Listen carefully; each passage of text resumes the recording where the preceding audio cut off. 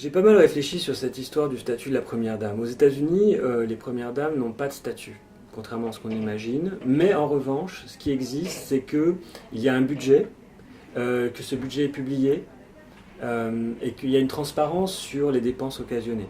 Ce qui d'ailleurs peut faire polémique parce que, concernant Michelle Obama, elle était partie en voyage en Espagne avec des copines ou avec sa famille, et à grands frais. Et donc ça avait été diffusé. Donc moi, je serais partisan d'une transparence concernant les dépenses des proches d'un président, mais quel qu'il soit.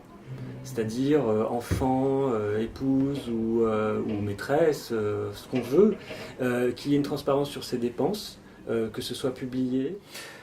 Alors, ce serait difficile de le revoir puisque par définition, il n'y a pas de statut de la première dame. C'est-à-dire qu'officiellement, la première dame n'existe pas. Ceci dit, une réflexion peut être ouverte pour...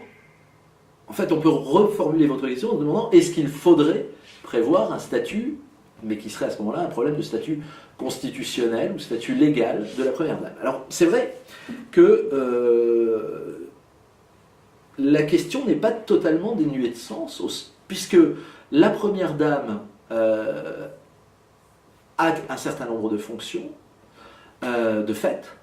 Elle utilise, on l'a découvert à l'occasion de l'utilisation par certaines anciennes premières dames, utilisations qui ont été assez contestées, elle dispose d'une carte de crédit de l'État, qu'elle utilise finalement un petit peu à sa guise. Je pense que la seule chose sur laquelle il faudrait un contrôle, réellement, c'est l'utilisation des fonds publics. C'est-à-dire que, oui, voilà, il est mis à la disposition de la première dame un staff payé par l'État. Elle dispose de certaines lignes de crédit, manifestement. Elles ont les moyens d'utiliser des deniers de l'État, d'engager l'État par un certain nombre de leurs actions ou autres. Je pense qu'à partir de là, oui, il faut un encadrement juridique de tout cela.